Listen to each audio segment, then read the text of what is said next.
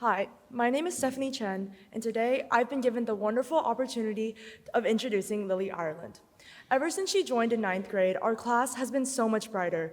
I've been so lucky to be on the trap team with her since freshman year, getting the privilege of watching her sharp shooting skills in person every practice that never failed to amaze me, even after 4 years. But not only is she crazy talented in trap, she also runs her own self-made art business, Lillie Ireland Sales on Instagram, which I encourage everyone to check out. And Lillie is genuinely one of the kindest souls I know. She never fails to pick you up on a bad day or make a good day even better.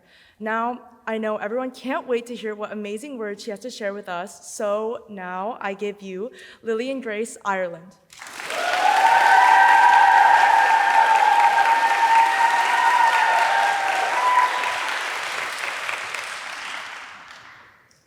Freshman year, I, with the rest of my grade, wrote a letter to my future self.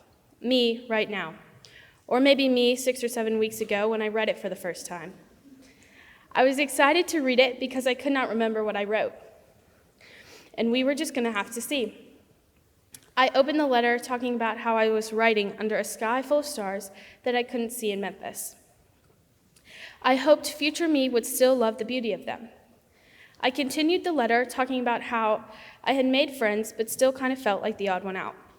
I told future me that I wanted to find my soulmate best friend and my BFF.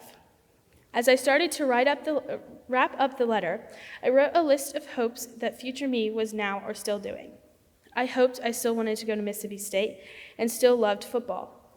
I hoped I still loved swimming, and I hoped people saw Christ through me. I finished my letter with a list of things to remember: God, Annie, my parents, my church, and the rest of my family. Then I signed off the letter with, "We'll just have to see." I read my letter for the first time sitting next to Caroline Shatley, my soulmate best friend and BFF, freshman me had hoped for. That night, I willingly woke up at 5 a.m. to watch a meteor shower with a group of friends that I didn't know all that well, but I didn't feel like the odd one out. Sorry. But fast forward a couple weeks, and I was at the first Mississippi State home game, and we had a very low chance of winning. But I was finally back, and it was a night game. Since July, I had been overly excited for football. I always loved football, but this year I was unusually excited. The game was awesome. The weather was nice, and we had great seats, and we scored 1 minute and 49 seconds into the game. We ended up winning in the last minute, and I, with my amazing sister Annie, and my awesome parents, rushed the field.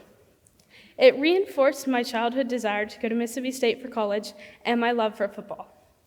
The next day, we got up early to drive home for church, which I still love. When we made it to church, we were greeted by my best friends, my family. During the service, 4 of my best friends became members and 4 got baptized, one of which was Caroline. I spent the rest of the afternoon with my brothers and sisters in Christ, eating and playing volleyball.